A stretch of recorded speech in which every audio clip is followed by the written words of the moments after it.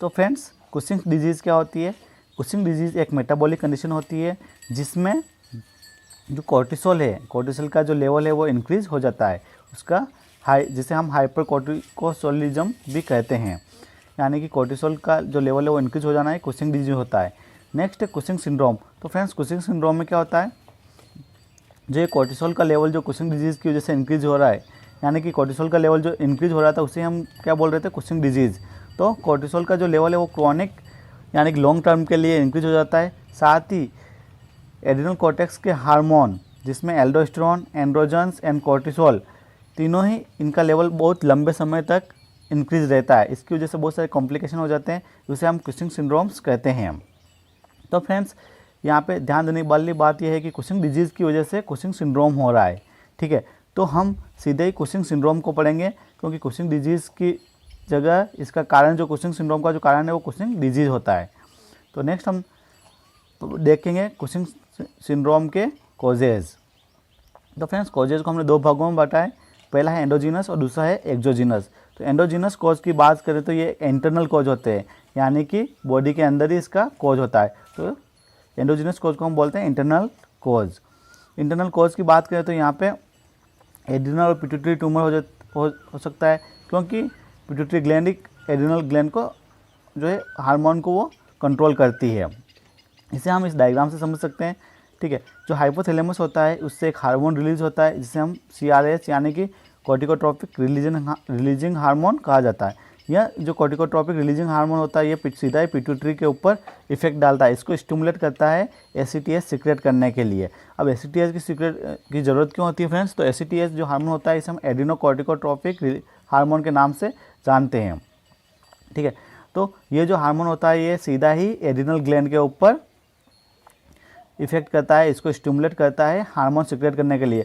और ACTH specially cortisol को secretion को स्टिमुलेट करता है, ठीक है, स्पेशली किसको? कोर्टिसोल को। तो ACTH कंट्रोल करता है कोर्टिसोल को। तो इस तरह से ये पूरे हाइपोथैलेमस पिट्यूटरी जो है एड्रिनल कॉर्टेक्स को जो है स्टिमुलेट करती है। तो इस तरह से हार्मोन रेगुलेशन होता है, कोर्टिसोल का जो सिक्रेशन है वो इसका रेगुलेशन होता है, ठीक है। तो नेक्स्ट है एक्टोपिक ACTH, ठीक है। तो एक्टोपिक ACTH क्या होता है फ्रेंड्स? तो एक्टोपिक ACTH की वजह से यानी कि जो नॉन पिट्यूटरी ट्यूमर है, ठीक है, अगर वो पिट्यूटरी की जगह किसी बॉडी में दूसरी जगह बन जाए और उससे नॉन पिट्यूटरी जो ट्यूमर है उससे ACTH का सिक्रेशन हो, ठीक है, तो ये ACTH का सिक्रेशन वापस स्टिमुलेट करता है एड्रिनल कॉर्टेक्स को, जिसकी वजह से जो है हार्मोन का सिक्रेशन होगा, कोर्टिसोल का सिक्रेशन होगा और इसका लेवल बढ़ जाएगा, जिसकी वजह से कुशिंग सिंड्रोम कॉज होगा। तो एक्टोपिक ACTH सिंड्रोम भी इसका एक कॉज होता है। नेक्स्ट है एक्सोजीनस कॉज। दूसरे जो कॉज होते हैं वो एक्सोजीनस यानी कि एक्सटर्नल कॉज। इसमें जो मेनली जो शामिल होता है वो होता है ओवर यूज ऑफ कॉर्टिकोस्टेरॉइड, यानी कॉर्टिकोस्टेरॉइड के ज़्यादा प्रयोग की वजह से ये होता है, यानी लॉन्ग टर्म हार्मोन थेरेपी दी है किसी को तो उसकी वजह से ये हो सकता है। नेक्स्ट है फीमेल्स मोर अफेक्टेड देन मेल। फ्रेंड्स ये जो हार्मोन होता है कुशिंग सिंड्रोम, ठीक है, कुशिंग सिंड्रोम जो होता है वो मेनली फीमेल्स को ज़्यादा अफेक्ट करता है मेल की तुलना में, यानी कि महिलाओं में ज़्यादा अफेक्ट करता है। नेक्स्ट है फ्रेंड्स साइन एंड सिम्टम्स हमें क्या देखने को मिलेंगे। तो फ्रेंड्स यहाँ पे जो कुशिंग सिंड्रोम होता है वो ओवरऑल बॉडी में इफेक्ट डालता है। तो हम सिस्टमेटिक देखें, फर्स्ट हम देखें तो इसमें कार्डियोवैस्कुलर सिस्टम। तो फ्रेंड्स कार्डियोवैस्कुलर सिस्टम में हमें सबसे पहले देखने को मिलता है हाइपरटेंशन।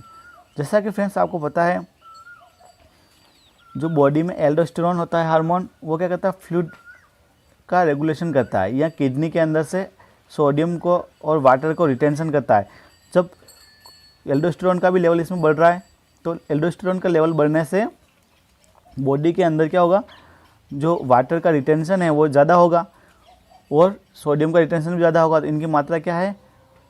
जो वेस्कुलर फ्लूइड है, ठीक है, इंट्रावेस्कुलर फ्लूइड है उसके अंदर इसकी मात्रा बढ़ जाएगी, इसका लेवल बढ़ जाएगा तो और इंक्रीज हो जाएगा।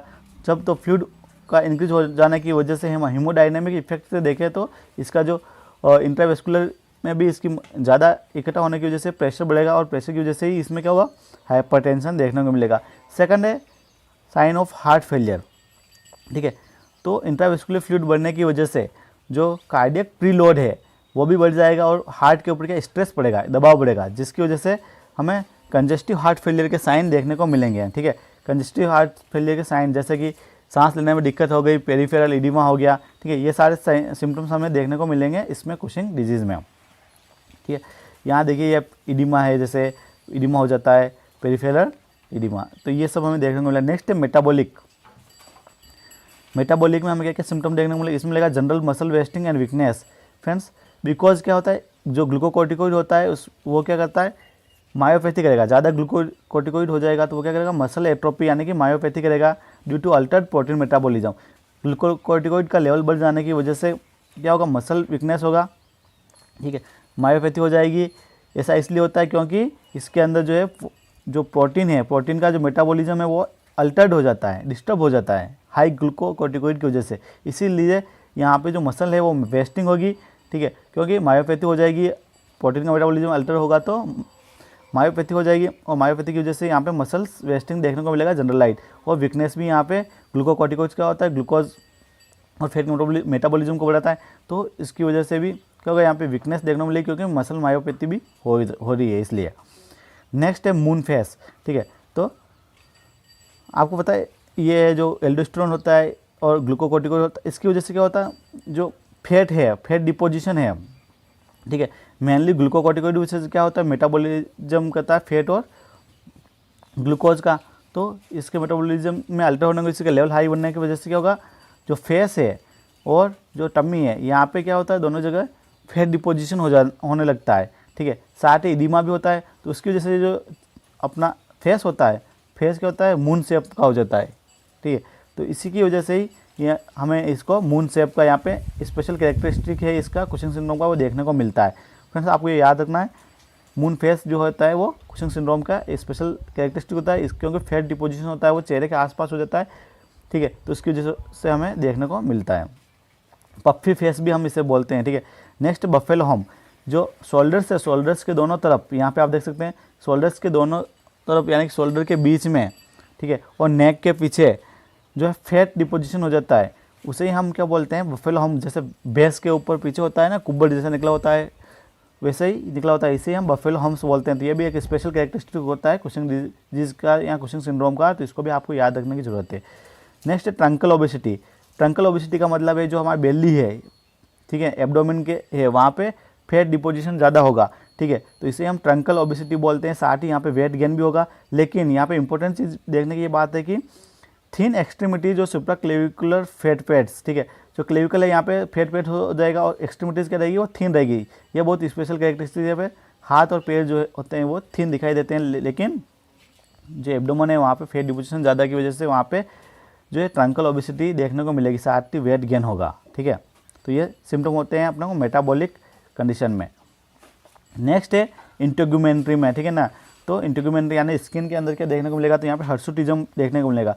हर्सुटिज्म क्या होता है फ्रेंड्स, तो हर्सुटिज्म होता है मस्कुलिन कैरेक्टरिस्टिक्स इन फीमेल, यानी कि फीमेल के अंदर मेल लाइक कैरेक्टरिस्टिक हो जाते हैं।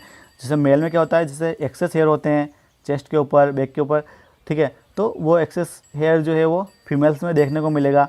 इसका कारण क्या है फ्रेंड्स, तो इसका ये कारण है कि यहाँ पे जो एंड्रोजन का लेवल है वो भी बढ़ रहा है। ठीक है, कुशिंग डिजीज में क्या हो रहा है, एंड्रोजन का लेवल भी बढ़ रहा है। एंड्रोजन क्या होता है, सेक्स हार्मोन होता है जो कि हेयर स्ट्रक्चर यानी कि हेयर को डिस्ट्रीब्यूशन को कंट्रोल करता है। या फीमेल्स में कम रहते हैं हेयर्स और मेल्स में ज़्यादा होते हैं। तो एंड्रोजन का लेवल बढ़ने की वजह से ये जो एक्सेस हेयर हमें देखने को मिलेगा, इसी को भी हर्सुटिज्म कहा जाता है। ठीक है, मस्कुलिन कैरेक्टरिस्टिक्स कहा जाता है, ये फीमेल के अंदर होता है। ठीक, नेक्स्ट है reddish purple striae on abdomen and upper thigh, fragile skin and peripheral oedema. ठीक है, तो इसमें क्या होता है फ्रेंड्स, रेडिश पर्पल स्ट्राई बन जाते हैं, क्योंकि जब बॉडी का वेट बढ़ता है, ठीक है ना, और ग्लूकोकॉर्टिकोइड की वजह से क्या होता है, जो स्ट्रेस बढ़ता है स्किन के ऊपर, तो इस स्ट्रेस के जो मार्क्स बन जाते हैं, वो स्ट्रेस मार्क्स जो रहते हैं वे उन्हें ही हम यहाँ पे रेडिश पर्पल स्ट्राई बोलते हैं। जैसा कि आप इमेज में देख रहे हैं, यहाँ पे ये बन गए मार्क्स, ये होते हैं purple striae on abdomen and upper thigh. ठीक है, दोनों जगह ये बनेंगे। नेक्स्ट है फ्रेजाइल स्किन, ठीक है, डेट ब्रूसेस इजीली। ठीक, यहाँ ग्लूकोकॉर्टिकोइड का लेवल बढ़ने की वजह से हमें फ्रेजाइल स्किन जो है देखने मिलेगा। इसमें क्या होता है, जो स्किन होती है वो नम हो जाती है। ठीक है, फ्रेजाइल का मतलब है नम, और हम ब्रूश करेंगे तो इजीली वो ब्रेक डाउन हो जाएगी। ठीक है, स्किन की इंटीग्रिटी ब्रेक डाउन हो जाएगी, तो ये भी हमें देखने को मिलता है यहाँ पे। नेक्स्ट है पेरिफेरल इडिमा, ठीक है, जो फ्लूइड बनने की वजह से, और ठीक है पेरिफेरल इडिमा भी देखने को मिलेगा, और कंजेस्टिव हार्ट फेलियर की कंडीशन की वजह से भी हमें पेरिफेरल इडिमा यहाँ पे इंटीग्रेटेड सिस्टम में देखने को मिलेगा। नेक्स्ट है इलेक्ट्रोलाइट या लैब इन्वेस्टिगेशन में हमें क्या देखने को मिलेगा, तो फ्रेंड्स यहाँ पे हाइपोकैलेमिया देखने को मिलेगा, हाइपोकैल्सीमिया, हाइपरनेट्रीमिया एंड हाइपरग्लाइसीमिया। फ्रेंड्स इसको बता देता हूँ मैं, आपको पता है एल्डोस्टेरोन जो होता है वो सोडियम का और वाटर का रिटेंशन करता है किडनी के अंदर, तो एल्डोस्टेरोन का लेवल बढ़ने की वजह से हमें यहाँ पे सोडियम है वो बॉडी में एक्सेस हो जाएगा, तो उससे की वजह से यहाँ पे क्या होगा, हाइपरनेट्रीमिया। फ्रेंड्स जब किडनी जो सोडियम को रिटेन करती है तो पोटेशियम को बाहर निकालती है, ठीक है, तो एक्सेस सोडियम रिटेन हो रहा है तो इसके लिए जो हाइपोकैलेमिया होगा, ठीक है, क्योंकि पोटेशियम को एक्सट्रैक्ट कर रही है बॉडी, तो इसकी वजह से हमें हाइपोकैलेमिया देखने को मिलेगा। ये हाइपरनेट्रीमिया और हाइपरकैलेमिया दोनों ही कंडीशन बॉडी के लिए बहुत खतरनाक होती है, ठीक है, डेंजरस होती है, क्योंकि इसका सीधा इफेक्ट किसके न्यूरोलॉजिकल और न्यूरोमस्कुलर सिस्टम पे और कार्डियक सिस्टम पे पड़ता है, तो ये दोनों कंडीशन बहुत सीवियर होती है इस प्रकार के पेशेंट में। तो आपको बता दिया मैं हाइपरनेट्रीमिया और हाइपोकैलेमिया। और नेक्स्ट है हाइपोकैल्सीमिया, ठीक है, हाइपोकैल्सीमिया जो होता है कंडीशन वो दोनों ही इसको आप इस तरह से याद रख सकते हैं, हाइपोकैल्सीमिया और हाइपोकैलेमिया दोनों ही एक साथ चलते हैं, ठीक है, हाइपोकैलेमिया हो रहा है तो हाइपोकैल्सीमिया में होगा, ठीक है। नेक्स्ट है हाइपरग्लाइसीमिया, ठीक है, ग्लूकोकॉर्टिकॉइड का लेवल बढ़ने की वजह से बॉडी के अंदर जो है ग्लूकोज का लेवल इंक्रीज हो जाएगा ब्लड के अंदर, ठीक है, तो इसके लिए हमें हाइपरग्लाइसीमिया भी देखने को मिलेगा, ठीक है, और इसे हम डायबिटीज़ भी आगे चल के इसके कॉम्प्लिकेशन डायबिटीज़ भी हो सकती है। तो फ्रेंड्स यहाँ पे जो ग्लूकोकॉर्टिकॉइड का लेवल बढ़ जाने की वजह से ये क्या स्टेरॉइड होता है फ्रेंड्स, स्टेरॉइड लॉन्ग टर्म तक यूज करके होते हैं, तो उसके में की वजह से क्या होता है जो इम्यूनिटी है वो डिक्रीज हो जाती है, क्योंकि इम्यून रिस्पॉन्स को भी ये कंट्रोल करते हैं। स्टेरॉइड जो होते हैं ग्लूकोकॉर्टिकॉइड स्पेशली क्या करता है, इम्यून सिस्टम को भी कंट्रोल करता है, ठीक है, इम्यून रिस्पॉन्स को भी, तो इसका लेवल बढ़ जाने की वजह से जो इम्यूनिटी है वो भी डिक्रीज हो जाएगी। नेक्स्ट है फ्रेंड्स मस्कुलोस्केलेटल सिस्टम में, तो फ्रेंड्स इसमें लिथार्जी देखने को मिलेगा, जल्दी थक जाएंगे, मसल वीकनेस भी होगी, पहले बता दिया फ्रेंड्स आपको, तो bone loss causing frequent fracture, क्योंकि हाइपोकैल्सीमिया हो रहा था फ्रेंड्स, यहाँ पे क्या हो रहा था, हाइपोकैल्सीमिया हो रहा था, इसी की वजह से क्या होगा, बोन की जो डेंसिटी है वो कम हो जाएगी, ठीक है, बोन्स में रिजॉर्प्शन नहीं होगा कैल्शियम का ज़्यादा, तो ईजिली जो है बोन क्या है जो फ्रैक्चर हो सकता है, ठीक है। नेक्स्ट है अदर फीचर्स में आप देखें तो यहाँ पे डिप्रेशन और एंजाइटी भी देखने को मिलेगा, कॉग्निटिव इंपेयरमेंट देखने को मिलेगा, in some cases development of diabetes, ठीक है, क्योंकि ग्लूकोकॉर्टिकॉइड का लेवल बढ़ने की वजह से ग्लूकोज का लेवल भी बढ़ रहा है ब्लड के अंदर, हाइपरग्लाइसीमिया हो रहा था, तो लॉन्ग टर्म इसी कंडीशन रहने पर हमें डायबिटीज़ के सिम्टम्स यहाँ देखने को मिल सकते हैं। नेक्स्ट है फ्रीक्वेंट हेडेक, ठीक है, फ्रीक्वेंट हेडेक भी इसमें हमें देखने को मिलेगा। नेक्स्ट फ्रेंड्स डायग्नोसिस कैसे किया जाता है, तो फ्रेंड्स कुशिंग सिंड्रोम का जो डायग्नोसिस है वो एक तो सबसे पहले क्लिनिकल मैनिफेस्टेशन के ऊपर किया जाता है, यानी क्लिनिकल फीचर्स जो साइन सिम्टम्स होते हैं उसके आधार पर किया जाता है। नेक्स्ट है यूरिन एंड ब्लड टेस्ट में 24 आवर्स का यूरिन सैंपल लिया जाता है, ठीक है, और blood test for hormonal level के लिए किया जाता है, ब्लड के अंदर हार्मोन का लेवल देखा जाता है और जो यूरिन के अंदर भी हार्मोन्स का लेवल दिखा जाता है, ठीक है, कोर्टिसोल का लेवल दिखा जाता है 24 आवर्स के अंदर कितना एक्सक्रीट हो रहा है। Next late night saliva test, ठीक है, फ्रेंड्स आपको पता है जो कोर्टिसोल होता है वो जैसे शाम होती है मानी इवनिंग के टाइम पे इसका लेवल जो है वो कम हो जाता है जनरली, ठीक है, सिक्रेशन जो है वो कम हो जाता है ब्लड के अंदर, तो लेट नाइट सलाइवा टेस्ट किया जाता है, ठीक है, ठीक है, अगर हम सलाइवा के अंदर टेस्ट करेंगे लेट नाइट में तो इसका जो कोर्टिसोल का लेवल है वो नॉर्मल कंडीशन में क्या होता है, लेवल ड्रॉप रहता है यानी कि कम रहता है, लेकिन ड्यूरिंग इवनिंग टाइम, लेकिन क्या होगा जब अगर कुशिंग सिंड्रोम होगा तो लेट नाइट में इसका सिक्रेशन क्या इंक्रीज मिलेगा, हमें बढ़ा हुआ मिलेगा, तो ये लेट नाइट सलाइवा टेस्ट किया जाता है। नेक्स्ट इमेजिंग टेस्ट, ठीक है, क्योंकि अगर पिट्यूटरी ट्यूमर है, एडिनल ट्यूमर है या फिर अदर ट्यूमर से एक्टोपिक ट्यूमर्स, ठीक है, तो उसकी वजह से उसको टेस्ट करने के लिए हम सीटी या एमआरआई की जाती है, ठीक है, एडिनल ट्यूमर्स और पिट्यूटरी ट्यूमर या एक्टोपिक जो सिंड्रोम है उसकी फाइंड करने के लिए, तो सीटी और एमआरआई का यूज़ कर सकते हैं। ठीक, नेक्स्ट है पेट्रोजल साइनस सैम्पलिंग, ठीक है, पेट्रोजल साइनस सैम्पलिंग क्या होती है फ्रेंड्स, जो पेट्रोजल साइनस होते हैं, ठीक है, वो जो वेंस जो पिट्यूटरी ग्लैंड को ड्रेन करती है उसके जो स्मॉल वेंस होती है, वेन्यूल्स होते हैं, ठीक है, साइनस जो होते हैं उसमें से सैंपल लिया जाता है, ठीक है, तो ब्लड सैंपल वहाँ लेके उसमें चेक किया जाता है पिट्यूटरी के लिए कोई डिसऑर्डर तो नहीं है उसका स्टेज का सिक्रेशन के लिए, ठीक है, तो उसके लिए जांच की जाती है, तो पेट्रोजल साइनस सैम्पलिंग भी किया जाता है कुशिंग सिंड्रोम के अंदर, जिससे हम डायग्नोसिस कर सकते हैं। नेक्स्ट है फ्रेंड्स मैनेजमेंट कैसे करेंगे। तो फ्रेंड्स मैनेजमेंट में हम सबसे पहले देखें मेडिकल मैनेजमेंट की। तो मेडिकल मैनेजमेंट में सबसे पहले पिट्यूटरी इडिमा है अगर, तो उसके लिए रेडियोथेरेपी दी जाती है, ठीक है। और जो डोज दे रहे हैं हम, स्टेरॉइड दे रहे हैं व्यक्ति को, तो उसमें डोज रिडक्शन किया जाता है, जैसे और यहाँ कॉर्टिकोस्टेरॉइड ले रहे हैं तो उसको स्टॉप किया जा सकता है, ठीक है। नेक्स्ट है रिप्लेस इलेक्ट्रोलाइट एज नीडेड, ठीक है, क्योंकि इलेक्ट्रोलाइट भी डिस्टर्बेंस हो रहा है एल्डोस्टेरोन का लेवल बढ़ने की वजह से, तो इलेक्ट्रोलाइट को जो डिस्टर्बेंस हो रहा है उसको भी हम रिप्लेस करेंगे, ठीक है। हाइपोकैलेमिया हो रहा था, पोटेशियम बार से देके उसको उसका लेवल बढ़ाएंगे, और सोडियम का लेवल भी कम करने के लिए हम मेडिसिन देंगे, तो इसका लेवल भी हम मैनेजमेंट करें इलेक्ट्रोलाइट का। नेक्स्ट है सर्जिकल मैनेजमेंट। तो सर्जिकल मैनेजमेंट की बात करें तो सर्जिकल मैनेजमेंट में मेनली होता है एड्रिनलेक्टोमी, यानी कि एड्रिनल ग्लैंड में जो ट्यूमर हो रहा है उसको रिमूव कर देना है, ठीक है, रिमूव एड्रिनल ट्यूमर को। नेक्स्ट है रिमूव पिट्यूटरी ट्यूमर, ठीक है, जिसे हम हाइपोफाइसेक्टोमी के नाम से जानते हैं। तो ये दोनों सर्जिकल ट्रीटमेंट है, इसमें हम कर सकते हैं।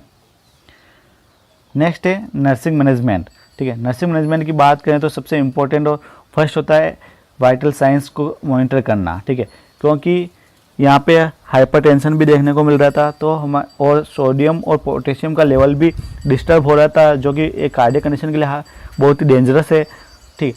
तो इसका जो है हम वाइटल साइंस को मॉनिटर करेंगे। Next monitor laboratory values, particularly WBC count, glucose level and electrolytes को भी मैनेज करेंगे, क्योंकि इनका डिस्टर्ब हो रहा था। इलेक्ट्रोलाइट को रिप्लेस करेंगे जैसे ऑर्डर दिया गया है। EKG एंड कार्डियक स्टेटस को मॉनिटर करेंगे। Administer medication as doses ordered, यानी कि जैसे डॉक्टर ऑर्डर करा वैसे मेडिकेशन हमें देना है। नेक्स्ट है इंपॉर्टेंट है फ्रेंड्स इन्फेक्शन कंट्रोल, ठीक है, मेन है वो, क्योंकि यहाँ पे स्किन की जो इंटीग्रिटी है वो डिस्टर्ब हो रही थी, स्किन डैमेज हो रही थी, इजीली ब्रश हो रही थी, इसकी वजह से क्या इन्फेक्शन के चांसेस रहते हैं, तो इसको हमें कंट्रोल करना है, ठीक है। नेक्स्ट है monitor sign and symptoms of infection.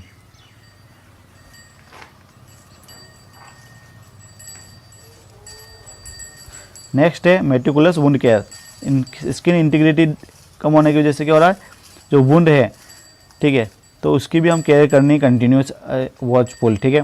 Next है safety precaution, protect from injury, क्योंकि यहाँ पे क्या हो रहा था, ऑस्टियोपोरोसिस हो रहा था, बोन की डेंसिटी कम हो रही, बोन डिस्ट्रक्शन हो रहा था, तो उसकी वजह से क्या होगा, हाइपोकैल्सीमिया की वजह से क्या होगा, बोन कमज़ोर होगी बॉडी में, ठीक है, तो फ्रैक्चर होने के चांस रहते हैं और इंजुरी हो सकती है, तो उससे हमें प्रोटेक्ट करना है, सेफ्टी प्रोवाइड करनी है, बहुत ही इंपॉर्टेंट है ये भी friends. Next provide comfort and psychological support for changes body appearance, को बॉडी के अपीयरेंस में क्या चेंजेस हो रहे थे, ठीक है, तो उसको लिए हमें साइकोलॉजिकल सपोर्ट देना है पेशेंट को। सबसे इंपॉर्टेंट आता है पेशेंट एजुकेशन के लिए, तो पेशेंट को हमें एजुकेशन के लिए यहाँ पे एजुकेट करना है पेशेंट को। प्रॉपर डोजिंग ऑफ स्टेरॉइड, यानी कि जो डोज है वो लेता रहे घर पे भी, ठीक है, ये कंटिन्यू चलेगी डोज, तो वो प्रॉपर डोज करना है, और डोज नहीं हो जाए उसकी, जितनी डोज दी गई है वही ले। साइन ऑफ सिम्टम और infection to be report to health care provider, ठीक है, अगर कोई ऐसे साइन सिम्टम दिख रहे हैं जो कि इन्फेक्शन हो रहे हैं, जैसे फाउल स्मेलिंग हो गया, ये कलर चेंजेस हो गया स्किन का, ठीक है, ये तो ये साइन एंड सिम्टम जो होते हैं वो पेशेंट को बताने हैं, जिससे कि उसको इन्फेक्शन को वो असेस कर सके, ठीक है, और अगर इन्फेक्शन के साइन सिम्टम दिखते हैं तो हेल्थ केयर प्रोवाइडर को बताना है। नेक्स्ट है blood sugar self monitoring, hyperglycaemia की जैसे पेशेंट को स्वयं जो है ब्लड का मॉनिटरिंग, ब्लड शुगर का मॉनिटरिंग करनी चाहिए घर पे, ठीक है, तो उसके लिए उसको सिखाना है। नेक्स्ट है सेफ्टी प्रिकॉशन, सेफ्टी का ध्यान रखना है पेशेंट को, ठीक है, गिर ना जाए। उसके अलावा सबसे इंपॉर्टेंट है वो है डाइट मैनेजमेंट, ठीक है, तो डाइट मैनेजमेंट की हम बात करें तो लो कार्बोहाइड्रेट, लो सोडियम डाइट और हाई प्रोटीन इंटेक को हम देते हैं, साथ ही कैल्शियम भी हाई होना चाहिए, विटामिन D रिच डाइट उसको प्रदान की जाती है, ठीक है। तो ये थे फ्रेंड्स